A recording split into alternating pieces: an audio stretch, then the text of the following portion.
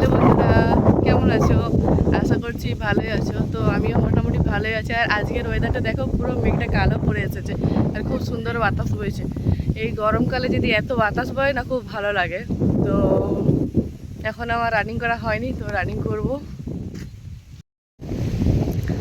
আজকে গ্রাউন্ডে এত পরিমাণে ধুলো উঠছে দেখো, পুরো বাতাস দিচ্ছে বলে আর মেঘটা পুরো কালো হয়ে আছে।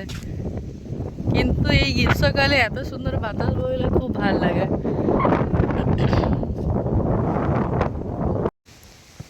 शक्ति है भक्ति है जन्मों की मुक्ति है जीवन का ये संपूर्ण सार उग उग से कण कण में सृष्टि के दर्पण में वेदों की कथा है कर्मों की कथा है वेदों की भाषा है सदियों की इतिहास का प्रमाण है कृष्ण की महिमा है गीताओं की गरिमा है ग्रंथों का ग्रंथ ही महान।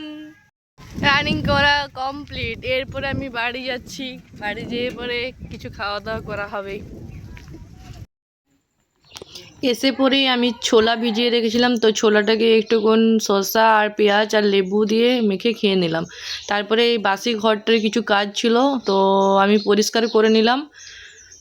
আর আমার পরিষ্কার পরিচ্ছন্ন করতে খুব ভালো লাগে। আর তোমরাও তোমাদের ঘর বাড়ি পরিষ্কার পরিচ্ছন্ন করে রাখবে। এই যে বন্ধুরা, আমাদের আম গাছ, কে কে আম খেতে চাও চলে আসবে আম খেতে। আমি এই যে এসেছি, গাছের তলাতে একটা পড়েছিল।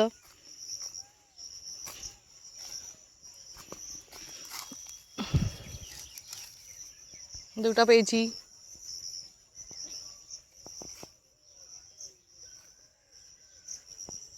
পেকে পেকে পড়ছে গাদা। যে যে খেতে চাও চলে আসবে আমাদের এই গাছে আম খেতে। আমি এই যে ভাত খাওয়ার পরে টক দই খাই, এটা আমাদের বাড়িতে বসানো। তো তোমরাও এই গ্রীষ্মকালে যতটা পারো ঠান্ডা জাতীয় জিনিস বা এই টক জাতীয় জিনিস খাবে, তাহলে না শরীরটা দেবে ভালো থাকবে। আর জলও বেশি করে খাবে। আর আমি এখন সেলাই শিখছি, তো তাই সেলাই প্র্যাকটিস করছি প্রত্যেক দিন।